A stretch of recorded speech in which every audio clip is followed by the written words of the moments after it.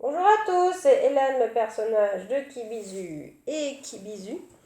Alors, j'ai fait une sketchnote suite à celle-ci qui traite des relations affectives dans l'entourage et pas seulement dans le couple, entre guillemets, et donc qui va expliquer plus précisément l'anarchie relationnelle et les différentes possibilités qu'il y a en fait à côté de ça, sinon aussi dans ce qui est relation affective avec un entourage autour de nous. C'est le mot. Je reprécise bien, anarchie ne veut pas dire chacun fait ce qu'il veut et on s'en fiche de l'autre. Il y a des conditions qui peuvent être mises, etc.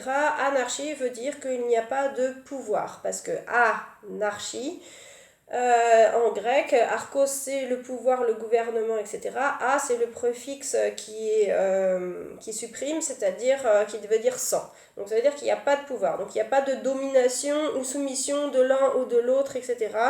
Il y a un principe, en tout cas, un principe de base, comme quoi les personnes vont être d'une importance similaire. Tout ça, ça vient en particulier quand même de l'humanisme et des philosophies des Lumières, évidemment. Mais on va voir justement que c'est pas tout à fait forcément comme ça que en fait ça se voit dans la société. On considère que les gouvernements en politique, hein, c'est si on peut dire assimilé et quoique bon quoique, mais on va pas partir dans la politique. Mais par exemple concernant les relations affectives, alors, j'ai fait 3 colonnes, si on peut dire. La personne de référence dont on va parler, ça va être celle qui va être en vert foncé. Après, ça, c'est les personnes complémentaires qui sont autour. Les types de relations ici, on ne précise pas forcément. La couleur va être le type de relation. Donc, je me suis basée sur les couleurs des cibules. Là, ici, vous voyez les 1, 2, 3, 4, 5, 6 de ça. Mais enfin, peu importe, c'est juste pour montrer un exemple. Anarchie relationnelle, donc ça va vouloir dire, c'est quelque chose vraiment à part des représentations classiques qu'on nous fait, dans le sens où il y a une personne comme ça, et une espèce de galaxie de personnes autour d'elle qui gravitent, qui vont être considérées comme d'une importance similaire, c'est-à-dire sans personne qui a une emprise ou une domination sur l'autre, ni la verte ni les autres. Et il va pas y avoir de différence entre une relation qui est considérée entre guillemets romantico-sexuelle et les relations familiales, amicales, professionnelles, etc. Les autres types de relations. Tandis que la plupart du temps, en fait, on nous apprend, disons, que justement à faire la différence entre ces 2 colonnes. La plupart du temps, on nous apprend d'ailleurs que ça sera exclusif. Par exemple, la relation romantico, donc c'est-à-dire le couple monogame classique. Une personne, d'ailleurs, on ne dit pas qu'elle va être inférieure ou supérieure à nous, quoique, bon, enfin bon, CF ma fable sur la pieuvre et l'étoile de mer, mais enfin bref. Donc, une relation, et on va quand même considérer en général que ça c'est le but, et donc il y a une forme de hiérarchie entre cette colonne là quand même et cette colonne là, parfois, ça dépend. Il y en a qui peuvent faire une hiérarchie par exemple sur les relations familiales, genre papa, maman, grand-père, grand-mère, frères et sœurs sont plus importants que la relation romantico-sexuelle. Tandis qu'ici en anarchie, on fait pas la différence. On s'en fiche si c'est une sœur, si c'est un ami, si c'est un amoureux, si c'est un sex friend, si c'est un collègue, on s'en fiche. En fait, toutes les personnes sont prises comme un entourage. Un entourage, et il n'y a pas cette division en 2 colonnes, et il n'y a pas comment dire, selon le type de relation, il n'y a pas de priorité. Pas de niveau d'importance différent. Donc, alors, entre là, il peut y avoir des relations exclusives, donc je vous disais par exemple pour un couple monogame, exclusives aussi par exemple, bon là j'en ai mis plusieurs, parce qu'il y a les amis, les collègues, voilà, enfin, il peut y avoir plein de formes de relations mais qui pourraient être exclusives, par exemple pourrait être avoir qu'un seul collègue, où on dit qu'on a qu'une seule mère et pas considérer d'autres femmes comme des référents féminins ou je sais pas quoi, qui pourraient être considérés comme une forme de deuxième maman affective, justement. Donc ça, c'est une forme d'exclusivité aussi.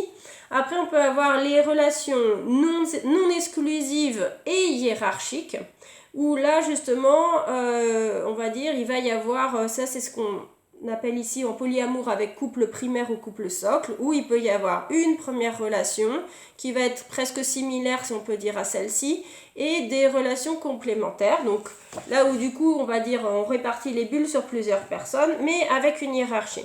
Ici, ça peut être la même chose. Par exemple, entre des amis, on peut considérer que Bidule, c'est ma meilleure amie, et les autres sont des amis de moindre importance, qu'on a envie de voir moins souvent, par exemple, ou qu'on considère moins important pour X raisons. Et après, il y a la dernière ligne qui est en fait des relations à la fois non exclusives et non hiérarchiques. Donc par exemple, c'est le polyamour ici sans couple socle, où on a plusieurs relations et peu importe quel est le type de relation romantico-sexuelle avec ces personnes-là. Et ici, tout ce qui est amis-famille, c'est pareil, il peut y avoir aussi, qu'est-ce que j'ai mis comme exemple? Par exemple, pas de préférence entre les enfants. Donc il y a certains trucs qui sont combinés, qui sont même, on peut dire, appris, et qui font une espèce de mélange. Souvent, par exemple, les amis, on les considère un peu comme ça, ou en tout cas on nous l'apprend comme ça, hein.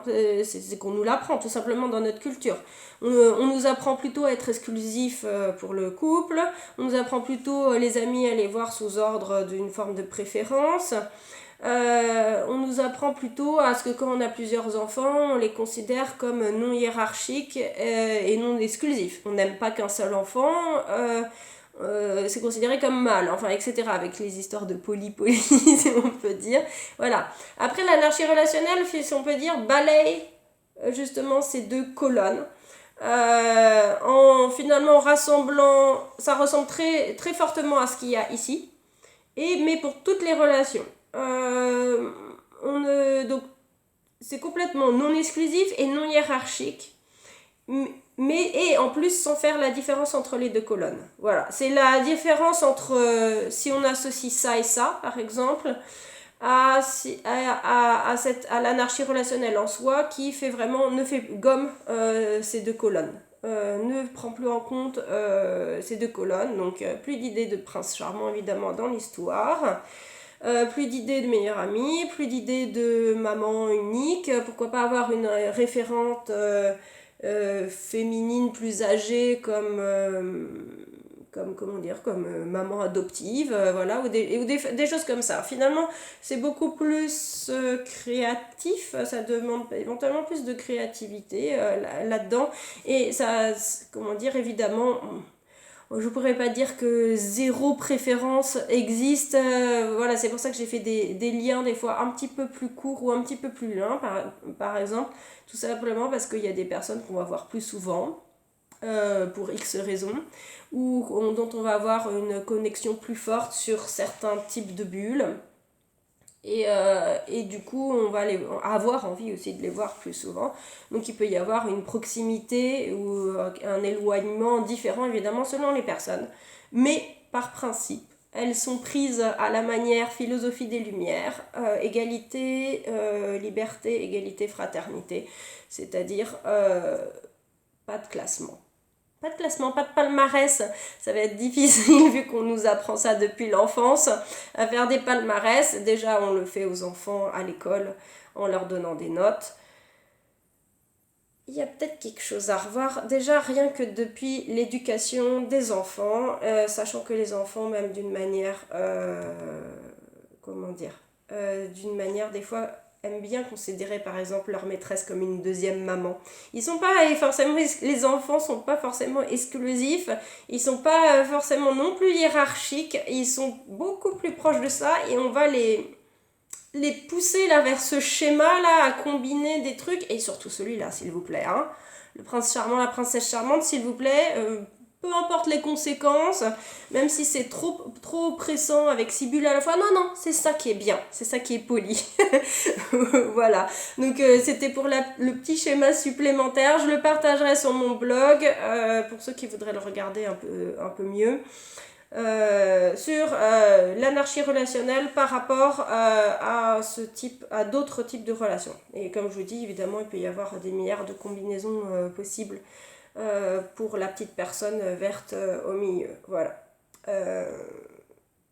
Bon, voilà. Je vous souhaite une bonne journée. À bientôt. Au revoir.